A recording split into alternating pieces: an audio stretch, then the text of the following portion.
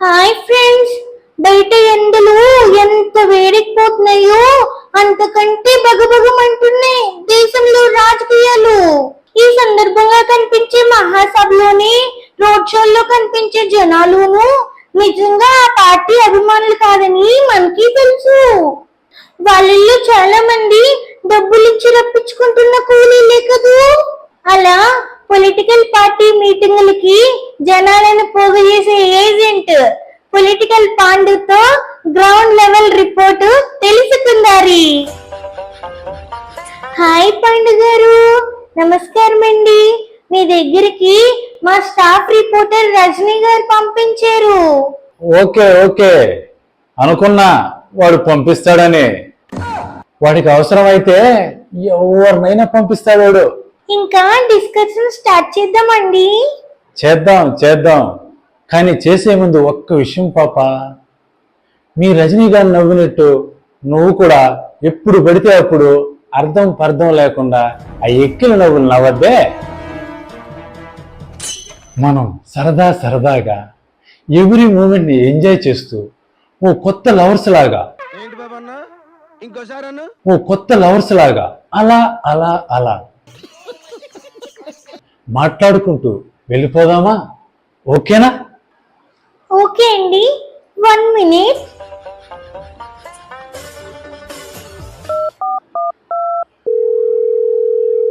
Hello sir, ఇతనేంటండి తేడాగా మాట్లాడుతున్నాడు?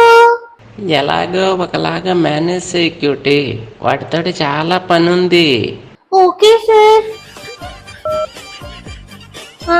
పాండు గారండి, స్టార్ట్ చేద్దామా? నేను రెడీ పాపా.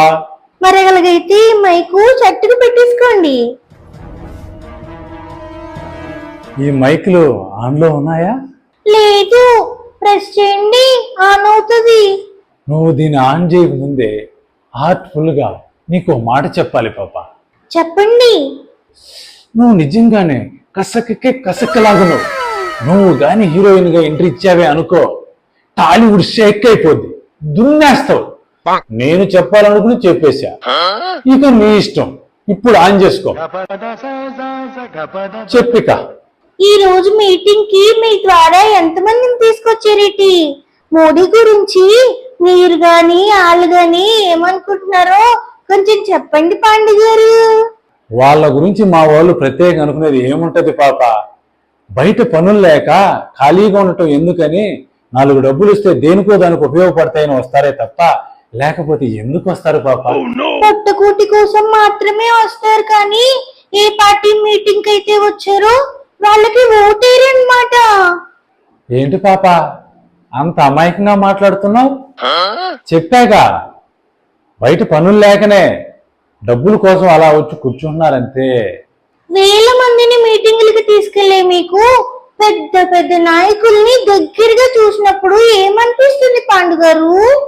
చాలా మందిని దగ్గరగా చూడనంత వరకే గొప్పగా అనిపిస్తుంది పాప. దగ్గరగా చూసినప్పుడు చీ అనిపిస్తుంది అంతే. మోడీని చూసినప్పుడు మీకు ఏమనిపించిందండి? నిజం చెప్పాలంటే వీడు మగాడ్రా బుజ్జి అని అనిపించింది పాప. ఎందుకని అలాగా? ఎందుకంటావేంటి? 10 సంవత్సరాల క్రితం ప్రధానమంత్రి క్యాండిడేట్ గా ప్రచారం స్టార్ట్ చేసినప్పుడు మోడీ ఏమన్నాడు గుర్తులేదా? సంవత్సరానికి 2 కోట్ల ఉద్యోగాలు ఇస్తా అన్నాడుగా, ఇచ్చాడా? అలాగే విదేశాల్లో ఉండే బ్లాక్ మనీ మొత్తం తీసుకువచ్చి పేదోళ్ళ ప్రతి ఖాతాలో 15 లక్షలు వేస్తా అన్నాడు. 15 రూపాయలైనా వేశాడా?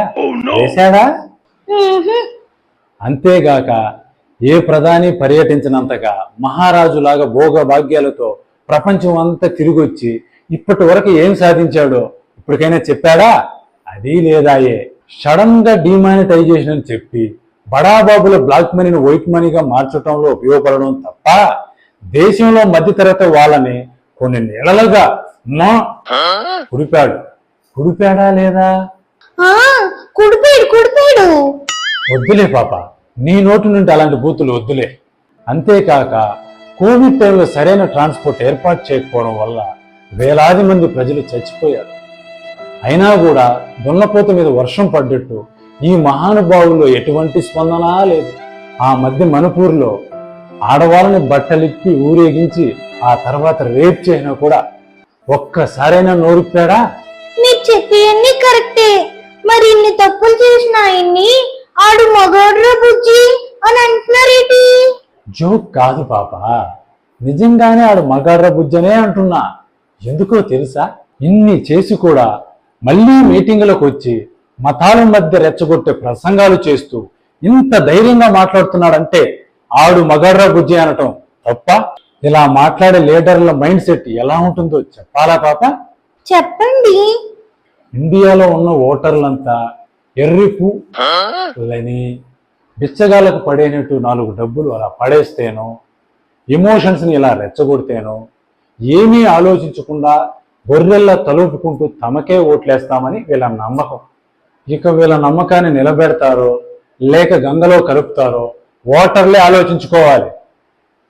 మరొక పాయింట్లోకి వెళ్లే ముందు చిన్న బ్రేక్ తీసుకుందాం పాప. అలాగే, చిన్న బ్రేక్.